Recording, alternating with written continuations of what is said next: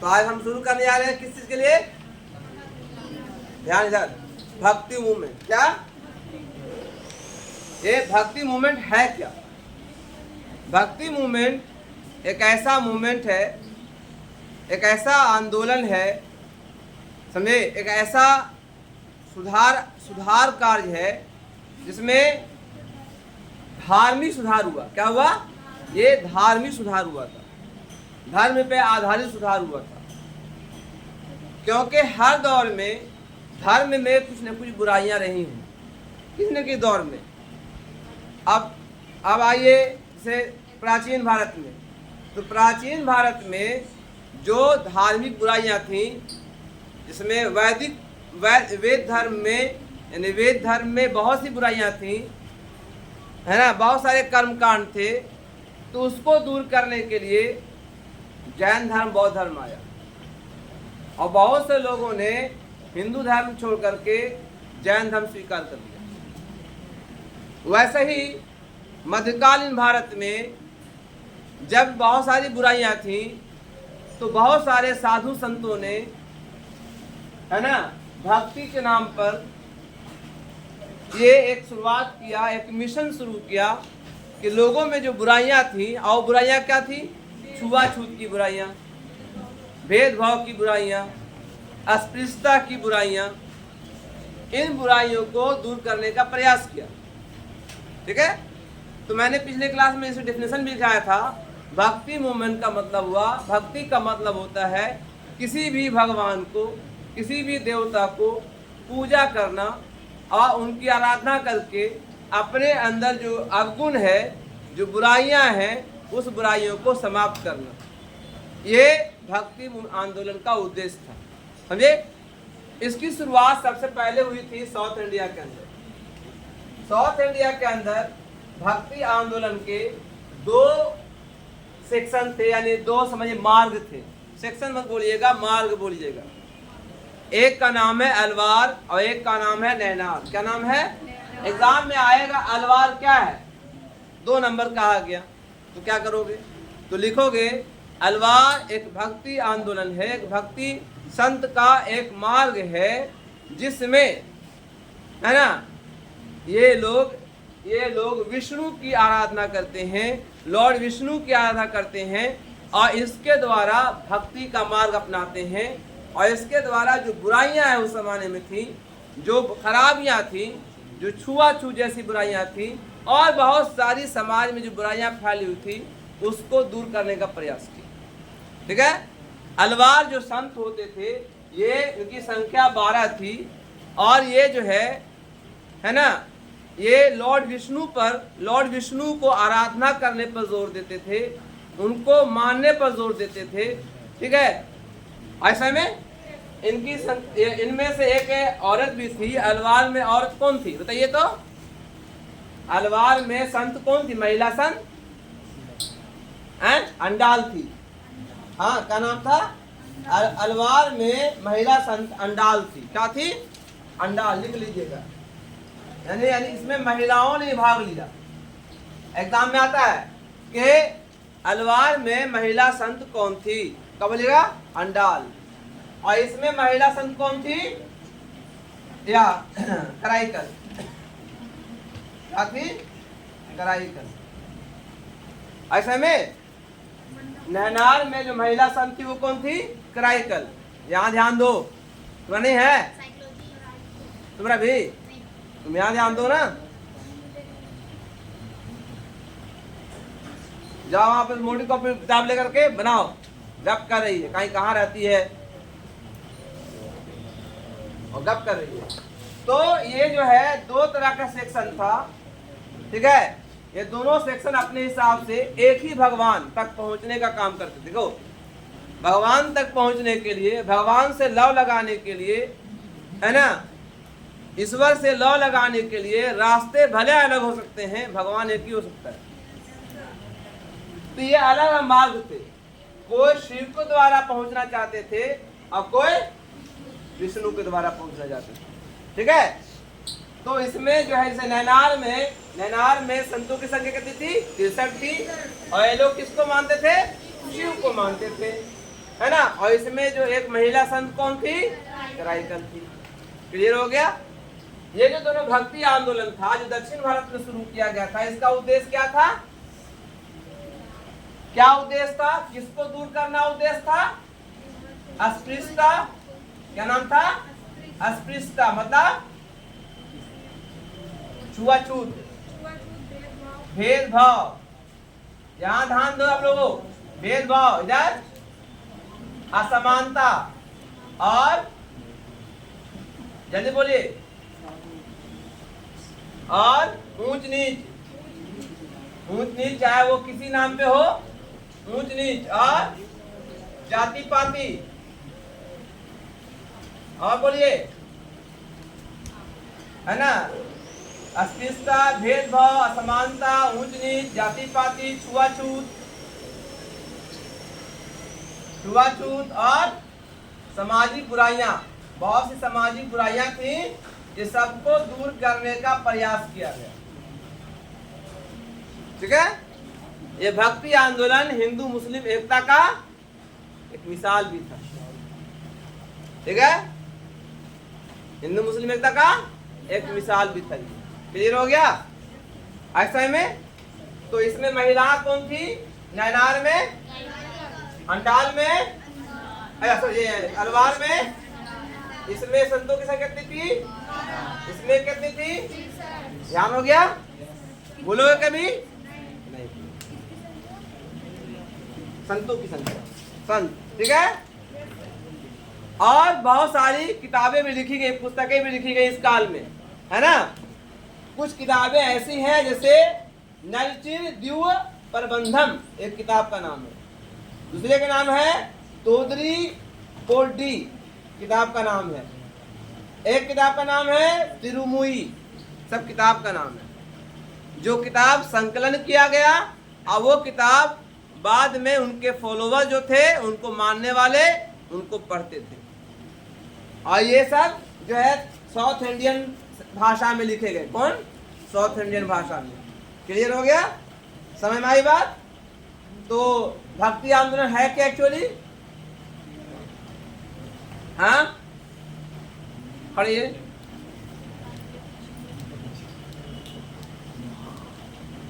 जैसे कोई आदमी झूठ बोल रहा है तो कैसे उसको सुधारिएगा। हाँ, आप एक बड़े संत हैं, आप के अंदर बुराई उसके अंदर है, तो बुराई कैसे दूर कीजिएगा। बहुत झूठ बोलता है वो, शराब पीता है वो, समाज में मारपीट करता है, तो कैसे सुधारिएगा। आपकी बात मानेगा नहीं। लेकिन किसी के सिंबल देख के आप उससे बोलिएगा, तो झूठ मत बोलो, है ना। और मोहम्मद सल्लम ने कहा है कि झूठ बोलने वाले जहन्नम में जाएंगे, है ना। ये मत करो। अपने धर्म का एक सहारा किसी पुरुष, महापुरुष या किसी पैगंबर या किसी संत का सहारा लेकर के तुम उसको बताओ, है ना। क्योंकि आपका नहीं होगा, वो उस संत के नाम पर, जैसे हिंदू धर्म में शिव के नाम पर, विष्णु के नाम पर समाज सुधार किया गया। और समाया, उनके आदर्शों को लेकर चलना है। किनके आदर्शों को, शिव के आदर्शों को लेकर चलना है, इसीलिए शुरू किया गया था। समाई बात, क्लियर हो गया। बैठ जाइए। भक्ति का समझ आया। भक्ति द्वारा आराधना, किसी को समझाना है। भक्ति लिखवाया था आपको पिछले क्लास में, कहाँ पर लिखा हुआ था, है? भक्ति आंदोलन वैसा आंदोलन है जिस, लिख लो, वैसा आंदोलन है जिसमें भक्ति के मार्ग पे चल करके समाज में सुधार लाना। भक्ति के मार्ग पर चलकर समाज में सुधार लाना। तो सुनो, मदिया किताब दो, किताब दो उसको, तो निकालो। भक्ति के मार्ग पे चलकर समाज में सुधार लाना। जाओगे, जाओ चल जाओ। भक्ति के मार्ग पर चलकर समाज में सुधार लाना ही भक्ति आंदोलन है। के मार्ग पे चलकर समाज में सुधार लाना। सुनाया? किसकी भक्ति? किसी न किसी आदर्श, किसी न किसी ऐसे व्यक्ति जिसको आप आदर्श मानते हो, जिसको आप पूजते हो, जिसको आप बड़ा मानते हो, उनके आदर्शों पे चल करके हम समाज को सुधार करेंगे। चलिए, समय आपको खड़े आप, क्या भक्ति आंदोलन? खड़े, हाँ आप ही को बोल रहे हैं, जो जल्दी बताइए, समय नहीं है। क्या भक्ति आंदोलन? व्हाट इज भक्ति मूवमेंट?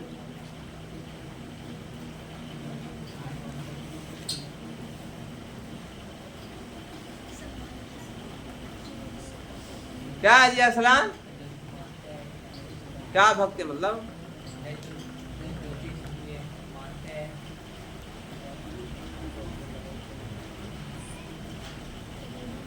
जिसमें किसी की भक्ति करके, किसकी भक्ति कर करके? किसी भी, है ना, ऐसे भगवान की, जैसे हम अल्लाह को मानते हैं तो अल्लाह की भक्ति करेंगे, कोई शिव की भक्ति करेगा। भक्ति द्वारा उनके आदर्शों को पालन करके अपने अंदर बुराइयों को दूर करना, यही है। संतों ने इसके रास्ता अपनाया, समझ में आया? इसको भक्ति कहते हैं। बढ़ो, भक्ति शब्द का अर्थ क्या होता है? ना बोलते हो कि ये उसका भक्त है। भक्त मतलब उसके जो हर बात मानता है। वो कहेगा खड़े हो जाओ तो खड़े हो जाओ, वो कहेगा बैठ जाओ बैठ जाओ, वो कहेगा कि यह मत कर, ना करेगा। तो वैसे ही अगर शिव के जो आदर्श है, जो विष्णु के जो आदर्श है, जो उसको मानेगा वही सुधर जाएगा। है मुसलमान धर्म में क्या आता है? मुस्लिम धर्म में कि जो आदमी नमाज नहीं पढ़ रहा, सारी बुराइयां आ जाएंगी, लेकिन नमाज पढ़ने लगेगा, धीरे धीरे सारी बुराइयां खत्म उसके अंदर हो जाएंगी, वो सुधर जाएगा। वो ताड़ी पीना छोड़ देगा, वो झूठ बोलना छोड़ देगा, वो शराब पीना। अगर जो नमाज पढ़ रहा है और बुराइयां उसके अंदर मौजूद, तो नमाज नहीं पढ़ा, वो उसकी सही नमाज नहीं है। नमाज जिस दिन सही हो जाएगी उस दिन वो सारा बुराई खत्म हो जाएगा। वैसा ही भक्ति अगर जो करेगा, सही से भक्ति करेगा, तो सारी बुराइयां खत्म हो उसके अंदर। ऐसा में ये भक्ति का महत्व है। ठीक है, असमाया है? क्लियर हो गया? तो आपको प्रॉब्लम भक्ति समय क्लियर हो गया। अब आइए, इसी का प्रभाव उत्तर भारत में गया। कहाँ गया? उत्तर भारत में गया। उत्तर भारत में भी दो भक्ति आंदोलन थे, एक का नाम था सगुन और एक का नाम था निर्गुण। तुम क्या कर रही हो? खड़ो, बस सुन रही हो? चलिए बताइए, अलवार क्या है? खड़िए, अलवार क्या? खड़ी तो ऐसे नहीं, बिना माथा में घुस जाएगा नहीं। अलवार क्या है? हा? नहीं मम्मी, आप जो भी समय में आपको आया ना,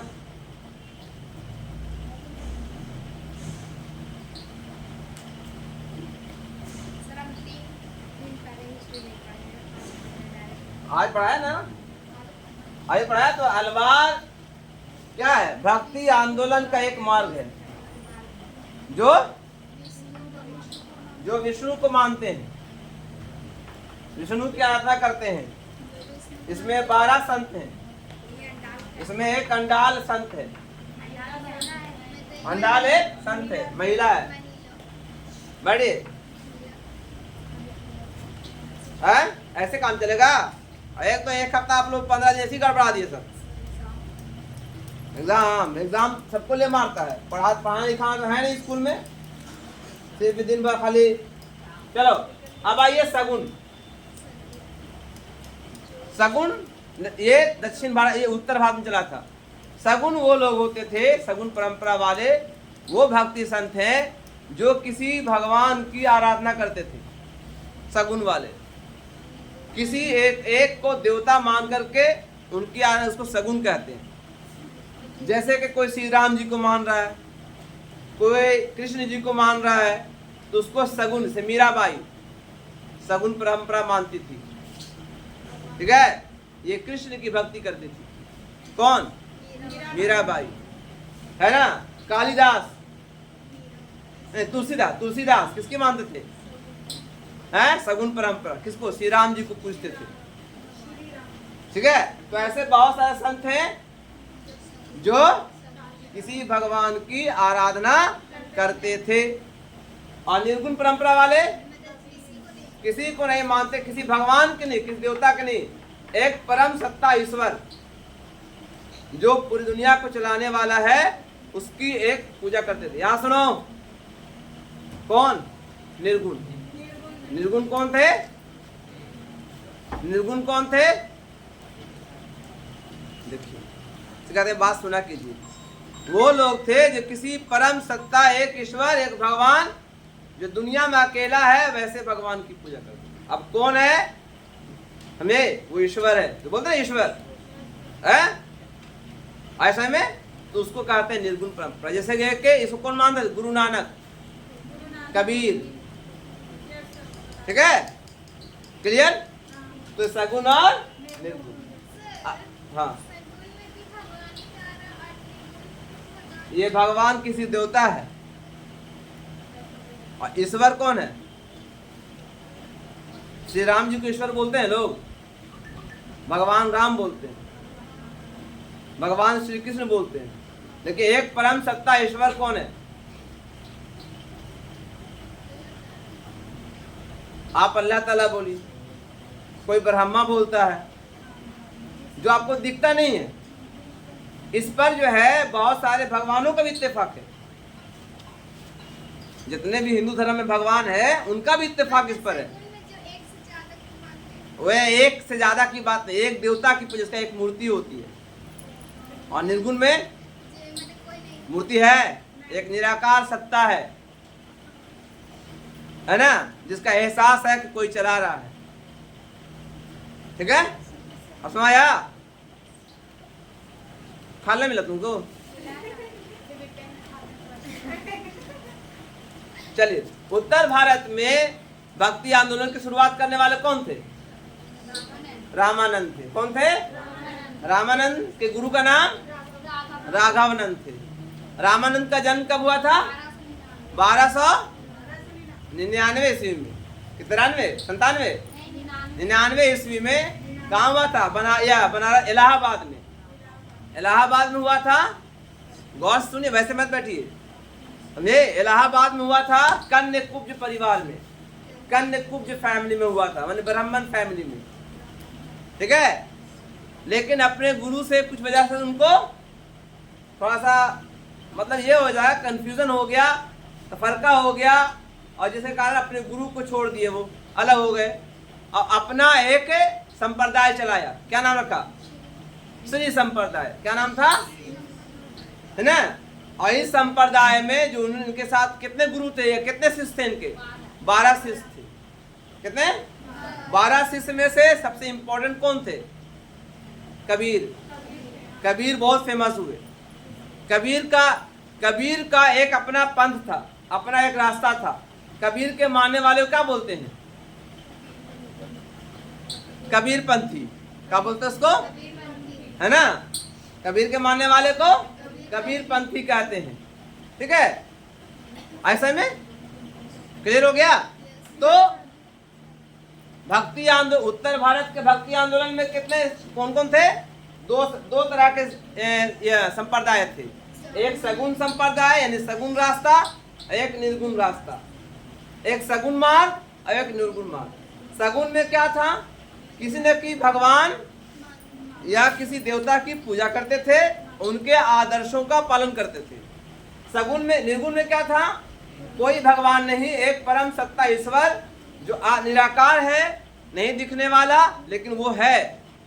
वो एक है जो नहीं दिखता है लेकिन हर के दिलों में बसता है। वैसे निराकार ईश्वर की वो पूजा करते थे, उनकी आराधना करते थे। कौन? निर्गुण वाले। निर्गुण में कौन थे? कबीर और गुरु नानक थे। सगुण में कौन थे? मीराबाई थी, तुलसीदास थे, चैतन्य महाप्रभु थे, ऐसे बहुत सारे लोग थे। सबका नाम आएगा। ठीक है, क्लियर हो गया? कोई प्रॉब्लम है ना? चलिए खड़े होइए, आप बताइए। हाँ, रामानंद कौन थे? उत्तर भारत में भक्ति आंदोलन के संस्थापक।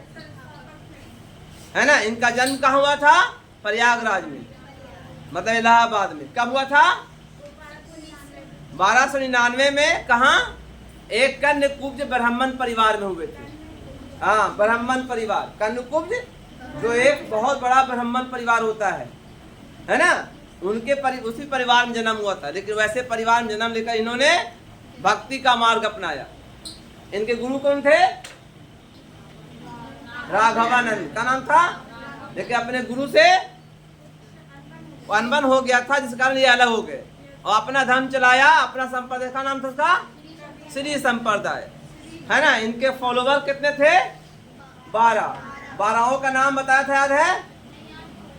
याद नहीं किया? मारेंगे ना, मुंह टूट जाएगा।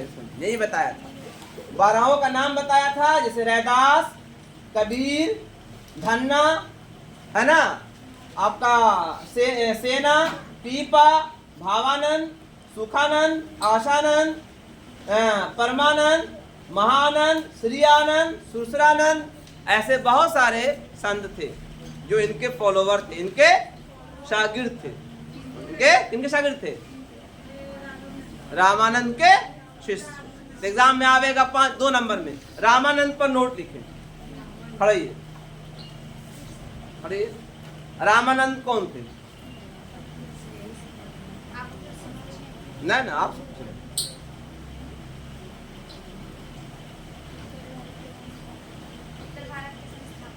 उत्तर भारत के संस्थापक। उत्तर भारत में भक्ति आंदोलन संस्थापक थे बकलोल।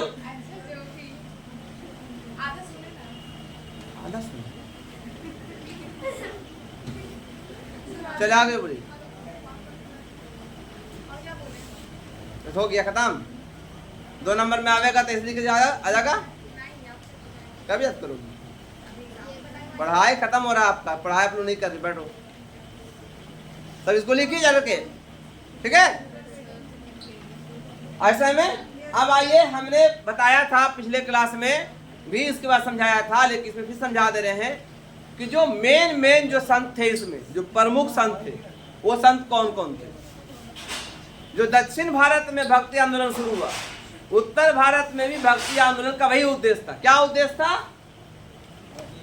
छुआछूत को दूर करना, भेदभाव खत्म करना, असमानता को दूर करना, नीच ऊंच नीच की भावना को दूर करना, जाति पाति को दूर करना, छुआछूत को दूर करना, सामाजिक जो बुराइयां थी उस समय समाज में, ये सारी बुराइयों को दूर करना, ये काम था इसका। ये भक्ति द्वारा ही किया,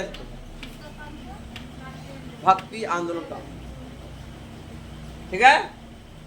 धर्म तो था ही, सुनो, लेकिन धर्म में घाल मेल। अभी इस्लाम धर्म नहीं है, सुनो जी, इस्लाम धर्म है, लेकिन इस्लाम धर्म में कितनी बुराइयां ले आए आप। आप ऐसे से काम करते हैं, उसको आप धर्म समझ लिया। नहीं बतावेंगे, आप लोगों को बुरा लग जाएगा। कोई लोगों को कस के बुरा लगता है, जो उसके मानते हैं। अगर हम बोल दें खिलाफ, तो अरे बाप रे बाप, यहाँ पे एक लड़की बैठती है, तू बात थोड़ा सा बोल दिया तो बहुत बुरा लग गया था उसको, के है ना। ऐसे ऐसे रिवाज हमने इस्लाम धर्म पैदा कर दिया, जो इस्लामिक रीति रिवाज से, इस्लामिक नियम कानून के खिलाफ है। कैसे? जैसे शब बारात कराना, तय बारात में हलवा पूड़ी बनाना, ये कहाँ से आ गया? हलवा पूड़ी कहाँ से आ गया? हम गुलाब पहले दिखा के लाओ हमको हलवा पूड़ी। नहीं, मेरे दादा बनाते थे, दादा बनाते, मार के मुँह दादा दादी बनाते थे। चला तुम्हें चलेगा? इस्लाम में हलवा पूड़ी कहाँ से आ गया बताओ पहले? शब बारात में हलवा पूड़ी है। कुंदेला कहाँ से आ गया? तो कुंदेला चलता है ना, कुंडेला होता है, कुंडेला में वो कच्ची खाया जाता है, हाँ, वो खीर खाया जाता है। ये कहाँ से लाया? वो चना फुल्की हम नहीं खा, कोई ये रिवाज नहीं है। चना फुल्की इसलिए खाया जाता है, उससे पेट जो है तासीर अच्छा रहता है। अगर सुनो, फौरन अगर तुम फौरन तुम अगर मान लिया कि भूखे पेट में तुम रोटी खा लोगे ना, पेट भारी हो जाएगा। लेकिन चना जब खाते हैं तो पेट को हल्का करता है, इस चीज के लिए खाते हैं, समझे। वो सब लगे बुरा लगा ना, ये बुरा लगेगा, इसलिए नहीं बोलना चाहते। तो इस्लाम में जो आपने जो रीति रिवाज डाला है, है ना। यही चीज है, यही है इस्लाम के खिलाफ, इसी को दूर करने के लिए। ऐसे ही बुराइयों को दूर करने के लिए भक्ति आंदोलन चला था जो हिंदू धर्म में है। अब इससे पहले क्या था वैदिक धर्म में, पता आपको कि अगर कोई काम नहीं हो रहा है तो किसी की बलि दे दो, तो नर बलि, पशु बलि गुप्त होता था, सुने होंगे आप लोग। प्राचीन या मध्यकालीन भारत में सती प्रथा प्रचलित, बताया ना सती प्रथा आप लोगों को है। अगर पत्नी मरे साथ में पत्नी को जलना पड़ता था, हाँ ना। ये तो ये सब क्या है, धर्म के खिलाफ है कि नहीं। तो इसी सब बुराइयों के खिलाफ लड़ाई लड़ी गई, ठीक है। तो उन्हीं में से कौन थे। अब आते हैं किनके बारे में, हम कबीर, क्या कबीर के बारे में, ठीक है। पिछले बार बताया था, फिर बताते रहे कबीर कौन थे। तो कबीर के बारे में आता है कि कबीर के माता पिता कौन थे, इसके बारे में किसी को पता नहीं।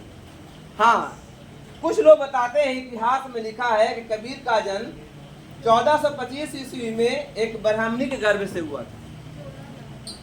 किसके, एक ब्राह्मणी के गर्भ से हुआ था, जिसको उठा करके उसको तालाब, लहरतारा तालाब के किनारे फेंक दिया गया था। लहरतारा तालाब किनारे फेंक दिया गया था, जिसको नीरू और नीमा नाम के दो जुलाहे दंपति ने उनके पाल पोस के बड़ा किया, ठीक है। और नाम रखा कबीर, नाम रखा कबीर का मतलब होता है बड़ा, है ना। और नाम का प्रभाव पड़ता है इंसान, ठीक है। कबीर का मतलब बड़ा, यानी वो अपने व्यक्तित्व में महान बने, कबीर बने, बड़े बने। और कैसे, शांत रहो पहले। तो कबीर महान बने और उन्होंने बड़े होकर के धर्म सुधार किया। क्या किया, उन्होंने दोहा लिखा, बहुत सारे दोहे। उनके दोहे के संग्रह क्या बोलते हैं, मेरा वीडियो इन लोग देखती थी। इनके दोहा के संग्रह को बीजक कहा जाता है, बीजक। इसमें लगभग 300 दोहे हैं। कितने, 300। इन दोहों में उन्होंने सारी बुराइयों को या सुधार का काम बताया। जैसे कुछ दोहा आपके सामने है, जैसे एक है, पाहन पूजे हरि मिले, पाहन पूजे हरि मिले तो मैं पूजू पहाड़, ताते तो चाकी भली पीस का है संसार। आप लोगों को थोड़ा बड़ा अटपटा सा वर्ड लग रहा होगा, लेकिन बहुत सिंपल सा उसका मानी है। उन्होंने कहा कि क्या पत्थर पूजने से अगर भगवान मिल जाते, हरि मिल जाते, तो मैं पत्थर क्यों पूजता, मैं तो पहाड़ पूजता। पहाड़ तो पत्थर है, जितना बड़ा पहाड़ पूजो उतना बड़ा हरि, उतना ज्यादा हरि मिलेंगे। तो पत्थर पूजने से अगर हरि मिल जाते तो मैं पहाड़ को पूजता। बोला ये गलत है, पत्थर पूजने से हरि नहीं मिलते हैं। फिर कहा उन्होंने, ताते तो चाकी भली पीस खाए संसार। हमसे तो हमारे लिए बेहतर कौन है, उस पत्थर से, उस मूर्ति से बेहतर हमारे लिए वो आटे की चक्की है। जब वो आटे की चक्की पीसता है, आटा पीसता, जब गेहूं को आटे में कन्वर्ट करता है, तो जिससे पूरी दुनिया खाती है, तो उससे बेहतर हमारी चाकी है। तो इन्होंने कहा कि पत्थर पूजने से भगवान आपके कर्मों से मिलता है, ये इन्होंने कहा। तो एक दोहा लिखा, कांकड़ पाथर, ये मुसलमानों को बोला है, कांकड़ पाथर जोरी के मस्जिद लई चिनाए, ता चढ़ा मुल्ला बांग दे बहरा हुआ खुदा। 5 वक्त का नमाज पढ़ते हैं हम लोग, डेली अजान होती है, हम लोग कान में रुआ डाल कर बैठे रहते हैं। कभी नमाज पढ़ते सही से, नमाज की अदायगी हो रही है, नहीं हो रही है। तो ये अजान हो रही है, हमारे दिल में ऐसा नहीं पड़ रहा। मस्जिद पे खड़े होकर लोग अजान दे रहे हैं और इतना हिम्मत नहीं पा रहा है कि हम कदम बढ़ा के मस्जिद को चले जाएं, या कदम बढ़ा के घर ही पर नमाज पढ़ ले। नहीं, अगर हिम्मत हो रहा है तो वजू बना के घर पर ही नमाज पढ़ ले, इतनी हिम्मत भी नहीं हो रही इंसान। तो ये सब दिखावा करते हैं मुसलमान लोग, सिर्फ धर्म के नाम पे लड़ते हैं, है ना। तो इन्होंने पूरा बुरा भला कहा मुसलमानों को, हैं, ठीक है।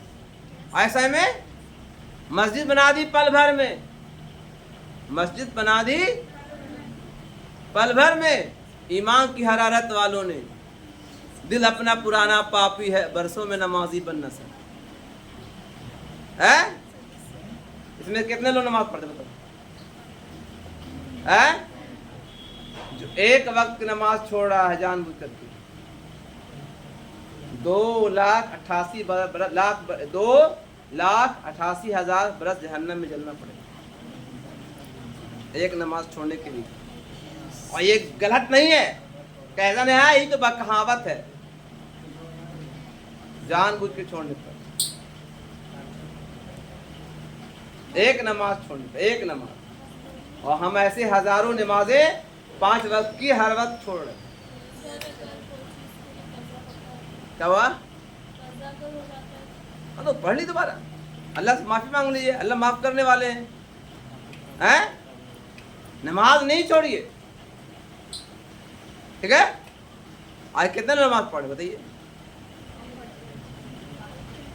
बोली तो नहीं, हम पढ़ते हैं, दिल में एहसास हो कि हम कितना पढ़ते हैं। नमाज हमारी सही होनी चाहिए। पढ़ते हो? तुम पढ़ते हो जी? तुम पढ़ते हो? पक्का? हम सुधारने वाले नहीं है, लेकिन नमाज पढ़िए, ठीक है।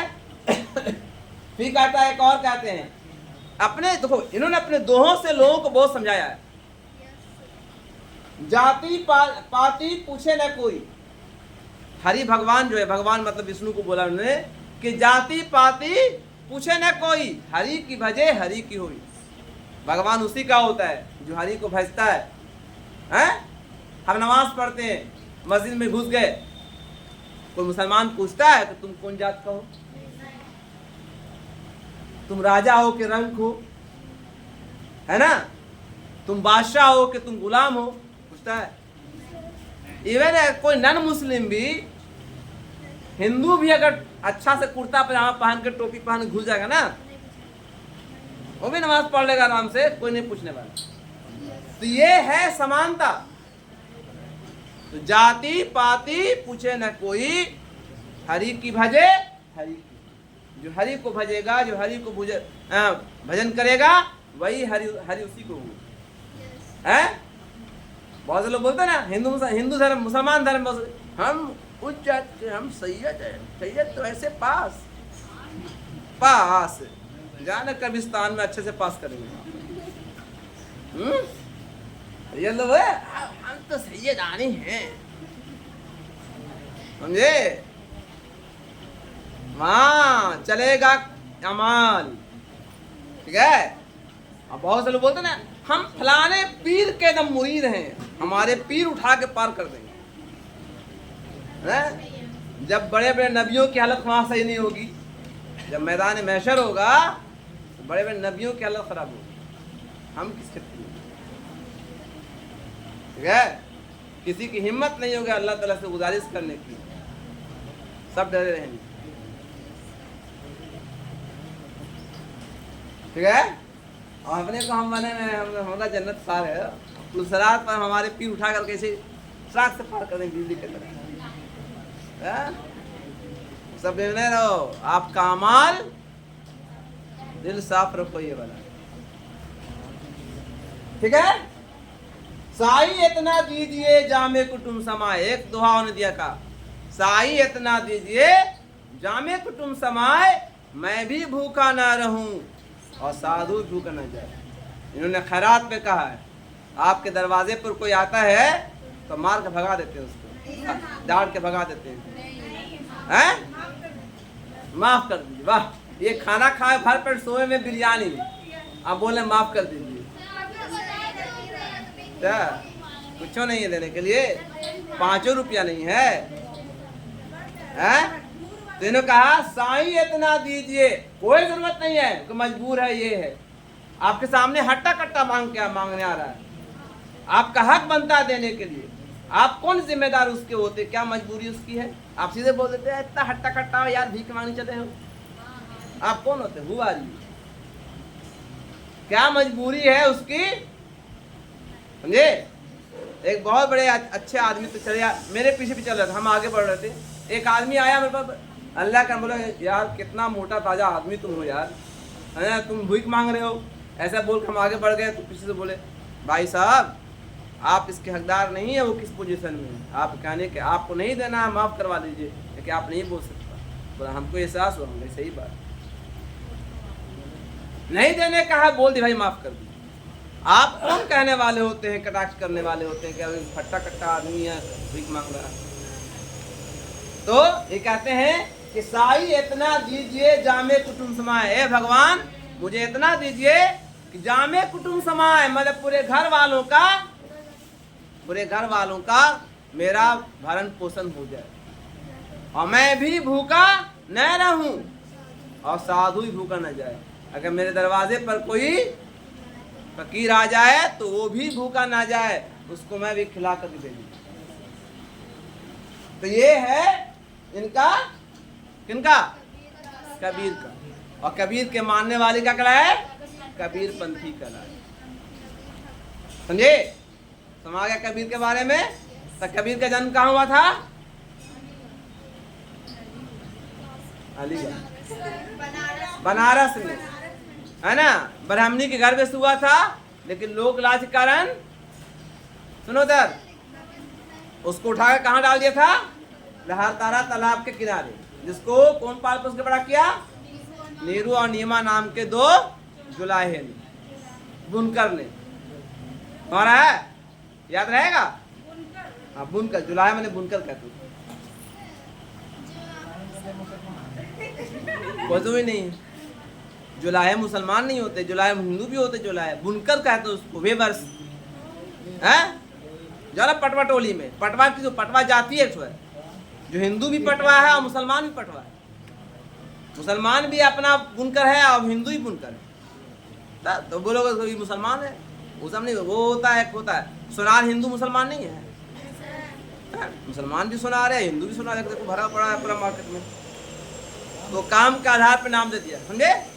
क्लियर हो गया? कोई प्रॉब्लम? चलिए आइए, अब आइए गुरु नानक। गुरु नानक कौन थे? ये भी निर्गुण परंपरा मानते। इनका जन्म कहाँ हुआ था? वर्तमान में पाकिस्तान में। वर्तमान में, पहले वो इंडिया में थे, अभी वर्तमान में कहाँ है? जगह का नाम ननकाना साहब कहते हैं अभी हम लोग, ऐसे परिणाम था तलवंडी। क्या नाम है? ये कहाँ पड़ता है? तलवंडी कहाँ पड़ता है? पाकिस्तान में जलियांवाला जिला, गुजराना वाला जिला। क्या नाम है? गुजराना वाला जिला, तलवंडी ननकाना साहब में इनका जन्म हुआ था। ये भी बड़े हरे परिवार से थे, है ना।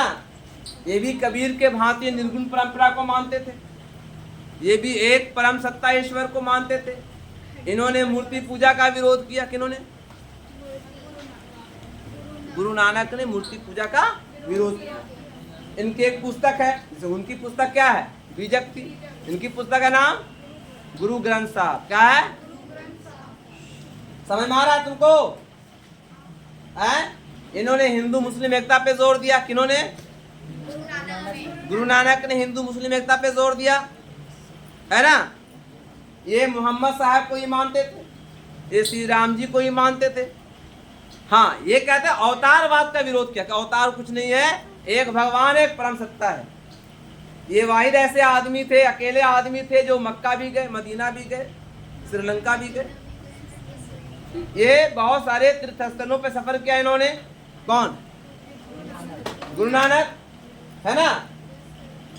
इन्होंने कई जगह सफर किया, लोगों को बताया कि अपने एक परम सत्ता ईश्वर की आराधना करो, तुम्हारी भक्ति हो जाएगी, तुम्हारा सुधार हो जाएगा। ठीक है? समझ में आ रही बात?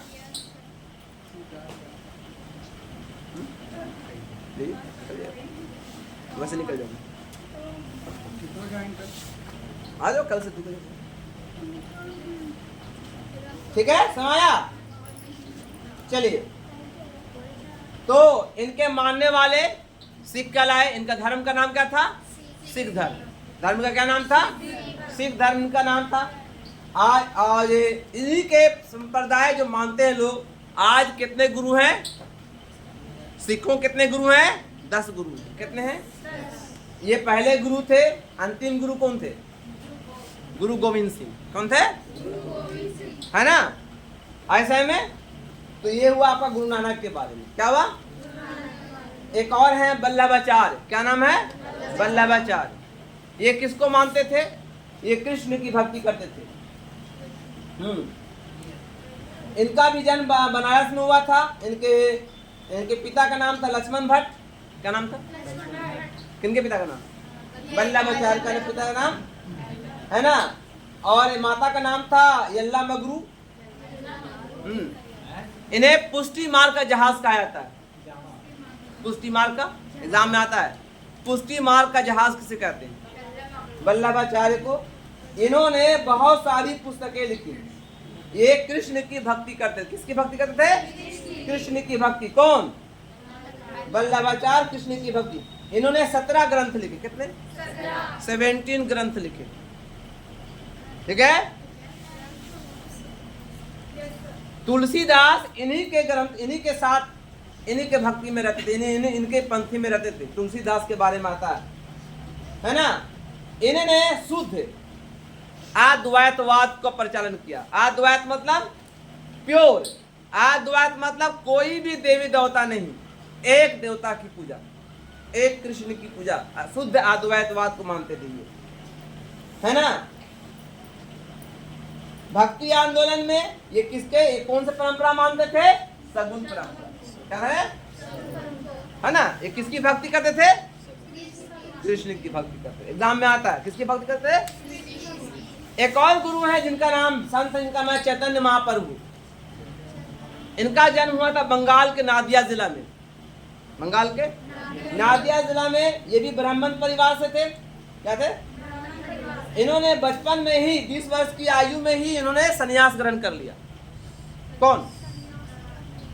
सन्यासी बन गए और अपने संप्रदाय को चलाने लगे।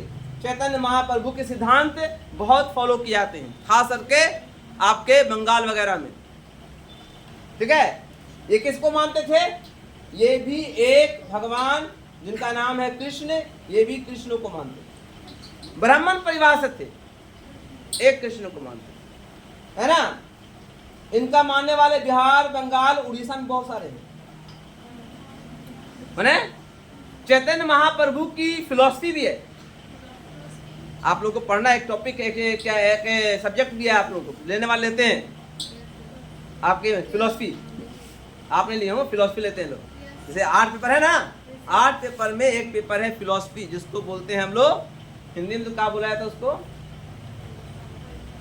दिमाग निकलता है उसको, फिलॉसफी कहते हैं हम लोग। साइकोलॉजी है ना, वैसे फिलॉसफी भी है। तो इन पढ़ना है चैतन्य महाप्रभु की फिलॉसफी क्या है। क्या करो तुम, मोबाइल बंद करो यार, ध्यान दो, यहाँ एग्जाम करीब आ रहा है। इसमें से महाराष्ट्र में भी एक थे संत आए जिसका नाम था नामदेव। कौन थे? नामदेव। महाराष्ट्र में कई थे, नामदेव, तुकाराम, रामदास और ज्ञानेश्वर। कहाँ आए थे? ये महाराष्ट्र में। ये सब संत थे। ठीक है। उसके बाद गुजरात में आए थे संत थे जिनका नाम था दादू दयाल। क्या नाम था? दादू दयाल। और इनके मानने वाले को दादू पंथी कहा जाता है।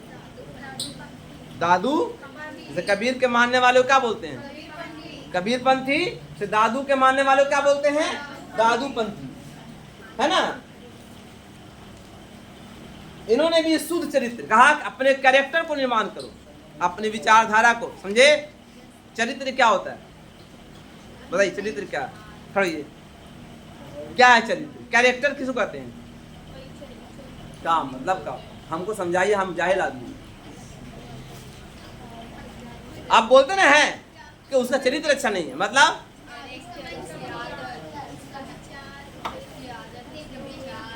विचार और चरित्र का मतलब होता है आपकी बॉडी अब आपकी सोच दोनों से मेल खाता हो। एक तो मुंह से बोल रहे हैं, झूठ नहीं बोलना चाहिए और झूठ बोल रहे हैं,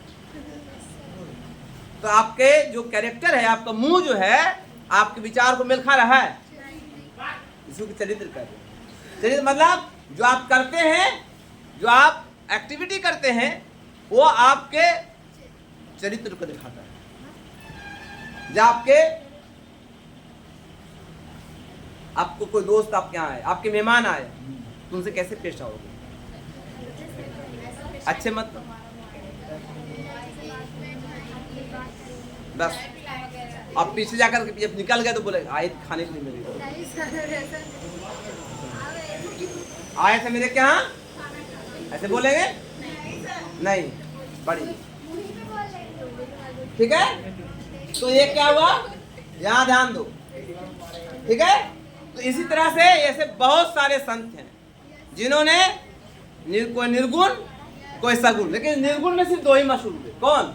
कबीर और सगुण में बहुत सारे हैं। जैसे नाम बता दिया, मीराबाई का नाम बताया, चैतन्य महाप्रभु का नाम बताया, तुकाराम का नाम बताया, यहाँ देखो तुकाराम का नाम बता दिया आपको, दादू का नाम बताया, दादू दयाल का नाम बताया। ऐसे बहुत सारे संत आए हैं जिन्होंने किसी न किसी एक भगवान को एक चुन लिया और उसी भगवान की आराधना करते थे। उसी में से एक थी मीराबाई। मीराबाई की थोड़ी छोटी सी कहानी है, उसके बाद हम टॉपिक को एंड करेंगे। तो मीराबाई कौन थी? मीराबाई जो थी एक महिला संत थी। देखो महिला संत में एक नाम बताया था आपको अंडाल का, और दूसरा नाम बताया कराइकल का। एक महिला संत का नाम बताया आपको मीराबाई का नाम बताया। एक महिला संत और गुजरी है, लेकिन वो मुसलमानों में है, उनका नाम है राबिया बीबी। राबिया बीबी ने अपने जीवन में एक ही कपड़ा पहना, एक ही कपड़ा, जब फटता था उसको पेवन लगा देते। पूरे जीवन में उसी पूरा हजारों पेबंद थे कपड़े।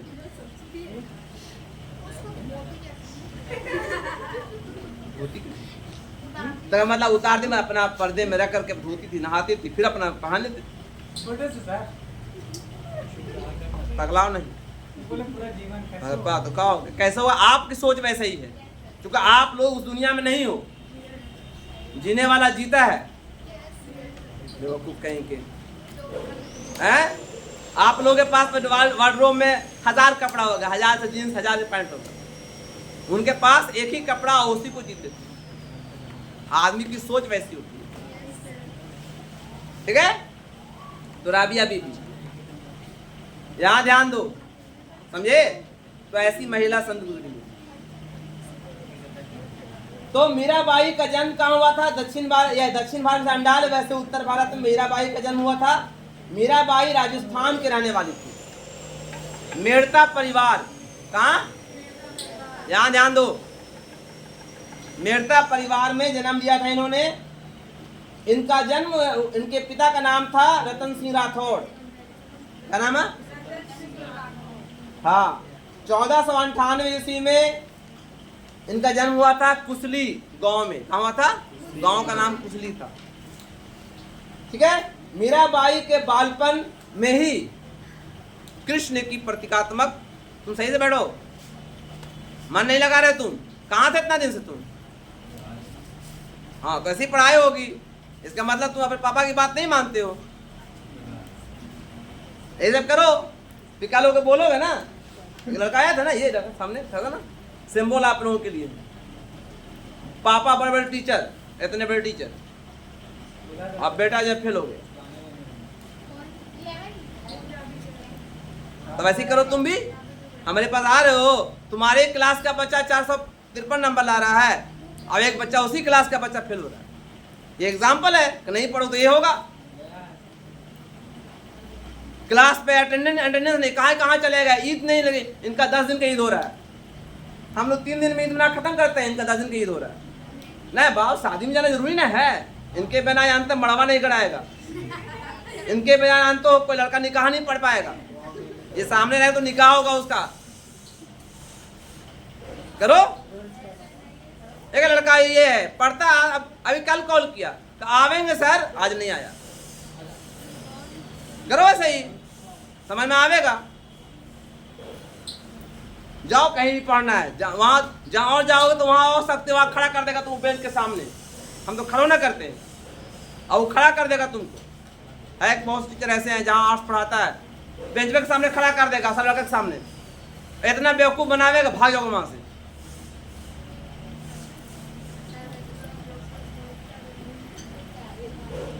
पढ़ाई लिखाई से मतलब है ना कि 1 घंटा चैन से बैठ के सुने, नहीं ये शौक है ही नहीं, शौक खत्म। मत पढ़ो, ऐसे भी कौन जॉब मिलेगा आप लोगों को, सरकार जॉब देने नहीं जा रही है। नहीं पढ़ो तो यहाँ लोगे करेगा। मेरा भाई का जन्म हुआ था 1998 में मेड़ता फैमिली में। इनका जो है पहली शादी हुई थी, इनकी शादी हुई थी भोजराज से। किसकी? जो राजा के बेटा था। लेकिन असमय जो है उनके पति की मृत्यु हो गई। तो भोजराज का एक छोटा भाई था जिसका नाम था उदय सिंह। क्या नाम था? जिसने उसको बदनाम किया कि तुम अपने, पहले जमाना होता ना कि तुम अपने पति खा गए, पति को मारने का इल्जाम लगा करके कई बार उसको मारने का प्रयास किया। किसको? मीराबाई। लेकिन कहते हैं जाखो राखो साइयां मार सके न कोई, कहावत है, जिसको खुदा रखे, जिसको अल्लाह रखे, उसको कौन चिखे, है ना।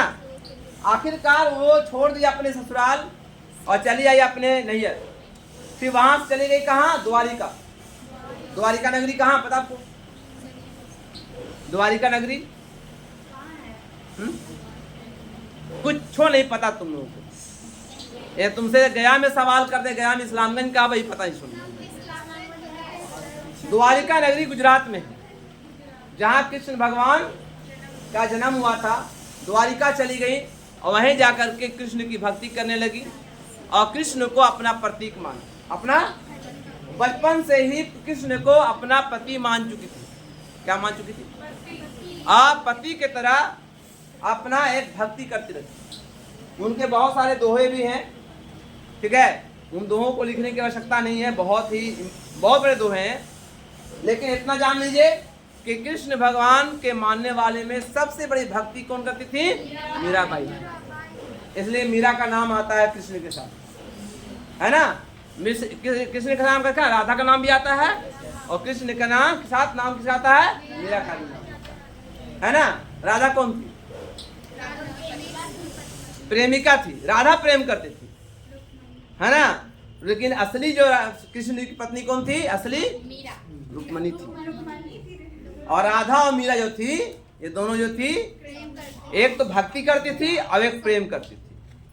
राधा प्रेम करती थी, ये भक्ति करती थी, है ना। इसके लिए पूरा सब कुछ त्याग दिया, घर परिवार, है ना। इतने बड़े ऊंचे परिवार, मेड़ता फैमिली राजस्थान में होता था पहले, और राजा का फैमिली, वो चाहती तो राज पूरा एकदम ठाट बाट से निगुजारती, लेकिन ये सब कुछ खो दिया, सब कुछ खत्म कर दिया। सिर्फ एक के प्रेम, क्या? कृष्ण के प्रेम, कृष्ण की भक्ति, ठीक है। ऐसा में तो यहाँ पर ये भक्ति आंदोलन खत्म हो चुका है। अगले बार में हम बताएंगे, है ना, भक्ति आंदोलन का महत्व, और फिर बताएंगे सूफी आंदोलन के बारे में, ठीक है। तो यहाँ पर ये चैप्टर, यहाँ पर जो ये टॉपिक खत्म होता है। अगले टॉपिक में हम कल मिलेंगे। क्या? कल इसको पढ़ाएंगे आगे, ठीक है। नहीं, कल इसको पढ़ाएंगे, कल इसी को पढ़ा खत्म करेंगे, ठीक है। Thank you.